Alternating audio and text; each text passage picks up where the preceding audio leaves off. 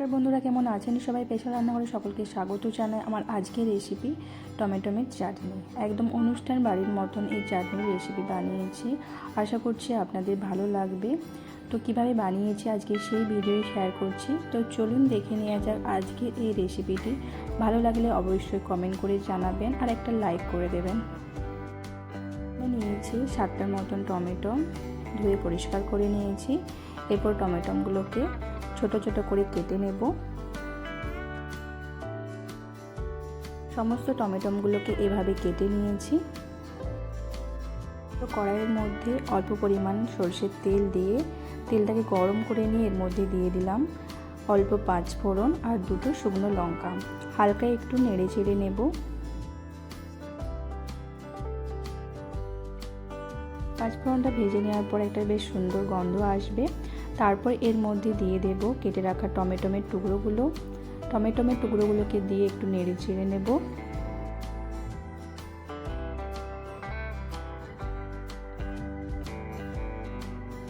তারপর এই টমেটোমের মধ্যে দিয়ে দিলাম অল্প একটু লবণটাকে দিয়ে হালকা একটু নেড়ে চেড়ে মিশিয়ে নিচ্ছি।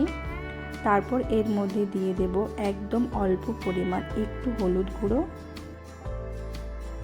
গুঁড়োটাকে দিয়ে আবারও নেড়ে চেড়ে মিশিয়ে নেব।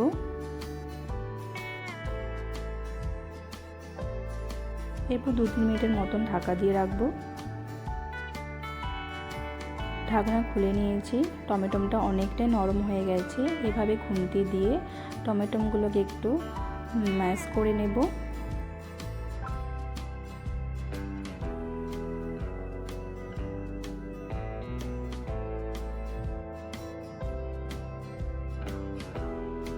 টমেটোটাকে একদম মলায়ন করে নিয়েছি। এরপর এর মধ্যে দিয়ে দেব বড় কাপের 1 কাপ পরিমাণ চিনিটাকে দিয়ে নেড়ে চেড়ে মিশিয়ে নেব।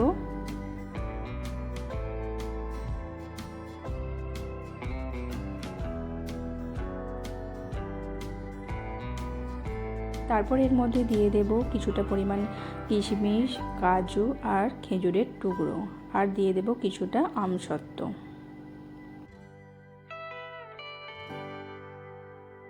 আমসত্ত্বটাকে এরকম চৌকো চৌকো করে কেটে নিয়েছি।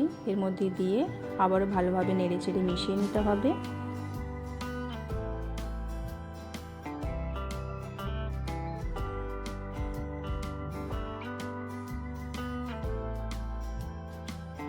কিছুক্ষণ একটু ফুটিয়ে নেব যাতে একটু চাটনিটার চ্যাটচ্যাটে ভাব আসে।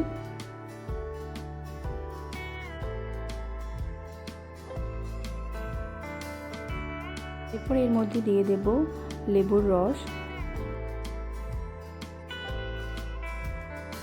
রসটা দেওয়া খুবই দরকার। চাটনিটা যদি বানিয়ে রাখতে চান 1 মাসের মতো চাটনিটা খুব ভালোভাবেই থেকে যাবে, তার জন্য লেবুর রসটা দেওয়া খুবই প্রয়োজন।